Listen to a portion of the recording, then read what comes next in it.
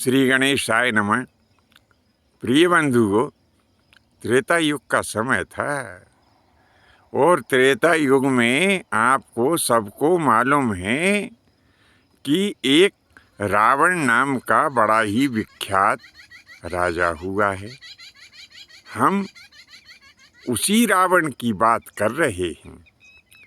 एक बार वह रावण अपने महल में बैठा हुआ था, तो उसके मन में आया कि मेरी मृत्यु कैसे होगी और कौन बता सकता है कि मेरी मृत्यु कैसे होगी। तो उसने ब्रह्मा जी का आवाहन किया। ब्रह्मा जी आ गए,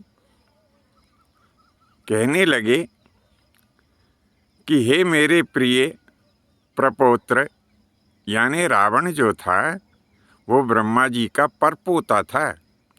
ब्रह्मा जी के पुत्र जो थे वो पुलस्त मुनि थे और पुलस्त मुनि के पुत्र मुनि विसर्वा थे और विसर्वा मुनि का पुत्र रावण था। तो इस प्रकार से रावण ब्रह्मा जी का परपोता हुआ। तो रावण ने कहा कि पितामह, ऐसा बताइए कि मेरी मृत्यु किसके हाथ होगी। तो ब्रह्मा जी कहने लगे कि फिक्र मत करो, उसी व्यवस्था में लगे हुए हैं। आज से 5वें दिन जो अयोध्यापुरी है ना, वहाँ के राजा जो दशरथ हैं, उनका विवाह कौशल्या के साथ में होना है, जो कौशल नरेश की पुत्री है। और बाद में मगध नरेश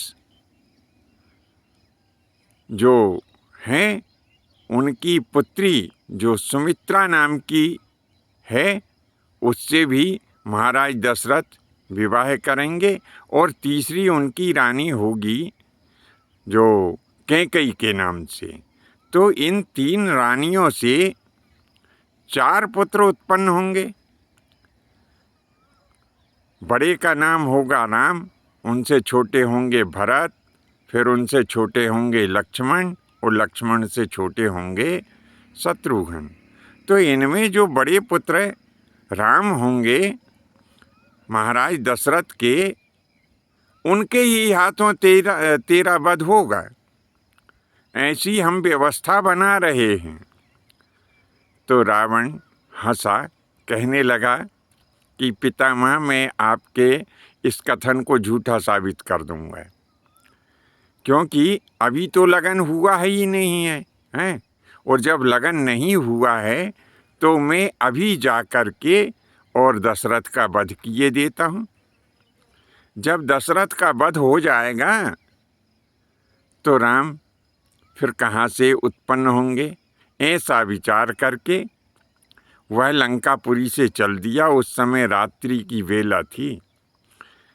इधर अयोध्यापुरी में महाराज दशरथ अपने प्रमुख मंत्रियों के साथ में और सरयू नदी में नौका विहार कर रहे थे।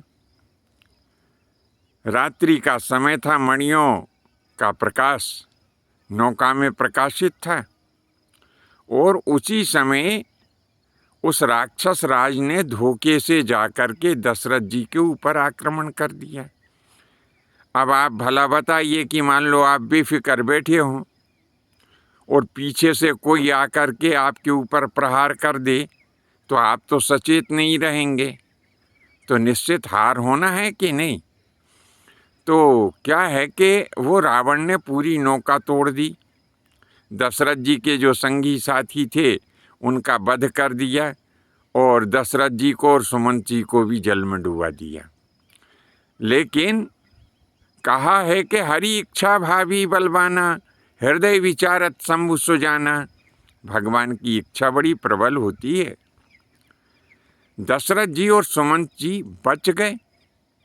और क्या हुआ कि नौका का जो एक काष्ठ का लकड़ी का टुकड़ा था,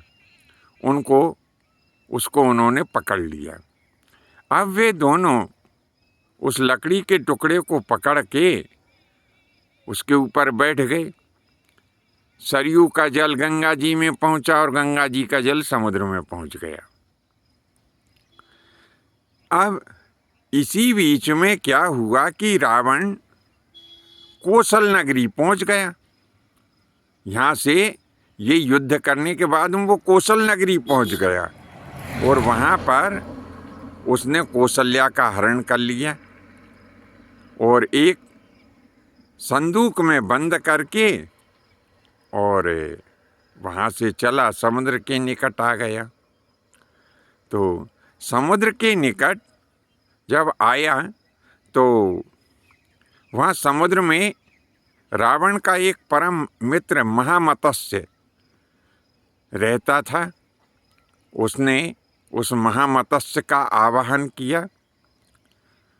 जब वह महामत्स्य वहाँ आया तो रावण ने कहा कि यह जो संदूक है इसे तुम अपने मुंह में छुपा लो, इसमें मेरी एक बहुमूल्य धरोहर है। अब रावण ने उस महामत्स्य के मुख में वह संदूक क्यों स्थापित किया कि उसे डर था कि यदि लंकापुरी में इस संदूक को ले गया तो देवता तो जो है मेरे पीछे लगे हुए हैं, कहीं वहाँ से इस संदूक को ना चुरा लें। ऐसा विचार करके और उसने वो महामत्स्य को वह संदूक सौंप दिया। लंकापुरी आ गया। अब इधर क्या हुआ कि वो महामत्स्य जल में भ्रमण कर रहा था कि उसका कोई शत्रु उसके सामने आ गया, दोनों में युद्ध होने लगा। अब मुंह में जो वो पेटी रखी हुई थी तो उसके कारण उसे बड़ी दिक्कत हो रही थी। महामत्स्य ने उस संदूक को एक टापू के ऊपर रख दिया और अपने शत्रु से युद्ध करने लगा। तब क्या हुआ कि उसी समय वो काष्ठ का टुकड़ा बहता बहता उस टापू पे पहुंचा। दशरथ जी और सुमंत जी दोनों उतर के और उस टापू पे विचरण करने लगे। देखा कि एक जगह कोई एक मंजूषा यानी पेटी रखी हुई है, खोल कर देखा तो वहाँ पे जो कौशल्या जी उसमें थी। तो उसी समय महाराज दशरथ ने कौशल्या का परिचय जान करके परिचय पूछा पहले कि कहाँ की राजकुमारी हो। तो कौशल्या ने समस्त वृत्तांत बता दिया कि मेरे पिता आपसे मेरा विवाह करना चाहते थे, लेकिन इसी बीच रावण ने मेरा हरण कर लिया। दशरथ जी ने वहाँ पर गंधर्व विधि से कौशल्या से विवाह किया। तो इसी समय रावण ने फिर ब्रह्मा जी का आवाहन किया। ब्रह्मा जी जब पुनः आए तो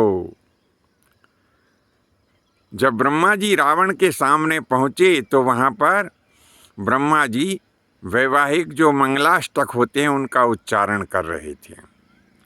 तो रावण ने पूछा कि पितामह आप यह मंगलाष्टक किस हेतु से उच्चारित कर रहे हैं? तो कहने लगे कि दशरथ का विवाह जो है कौशल्या से हो गया है, इसीलिए मैं इस विवाह को वैदिक विधि से संपन्न करा रहा हूँ। रावण ने कहा मैंने महामत्स्य के मुंह में कौशल्या की पेटी को रख दिया, कैसे विवाह हो जाएगा? और दशरथ को मार के मैंने जल में डुबा दिया है, मैं चल के देखता हूँ। ऐसा कहते हुए रावण फिर उठा और चला। तो इधर इतने में क्या हुआ कि दशरथ जी और सुमंत जी और कौशल्या जी पुनः उसी पेटी में समाहित हो गए और महामत्स्य बाद में आया तो उसने उस पेटी को पुनः अपने मुख में धारण कर लिया। अब रावण पहुंचा। रावण ने पूछा कि महामत्स्य मेरी मंजूषा दो, मेरी पेटी दो। महामत्स्य ने पेटी दे दी। अब रावण उस पेटी को लेकर के लंकापुरी आया और ब्रह्मा जी के सामने उस पेटी को खोला। तो देखो तो दशरथ जी भी और सुमंत जी भी और कौशल्या जी तीनों निकले। ब्रह्मा जी ने कहा कि एक को बंद किया था, तीन निकले हैं। हमारे विधान को कोई समझ नहीं पाएगा। तो रावण क्रोध करके दशरथ जी को तलवार से मारने के लिए उद्यत हुआ। उसी समय ब्रह्मा जी ने कहा कि रावण, ऐसी मूर्खता मत करो, अभी तुम्हें हजारों वर्ष जीना है। यदि तुम दशरथ को मारने की कोशिश करोगे तो कौशल्या का विवाह दशरथ से हो गया है, तुरंत ही राम उत्पन्न हो जाएंगे और तुरंत ही तुम्हारी मृत्यु हो जाएगी। अभी तुम्हें वर्षों तक, अनेक वर्षों तक जीवित रहना है, तो अनेक वर्षों की अपनी आयु को क्यों तुम छीन करके और तुरंत मृत्यु को प्राप्त होना चाहते हो। ऐसा जब कहा तो रावण ने उन तीनों को छोड़ दिया। माता कौशल्या को लेकर के दशरथ जी सानंद अपने अयोध्यापुरी को आ गए। बंधुओं, यह कथा आपको कैसी लगी कमेंट्स बॉक्स में ज़रूर लिखना। इससे आगे का भाग हम शीघ्र लेकर के उपस्थित होंगे। आज्ञा दीजिए। धन्यवाद। जय माता की, जय परशुराम जी की।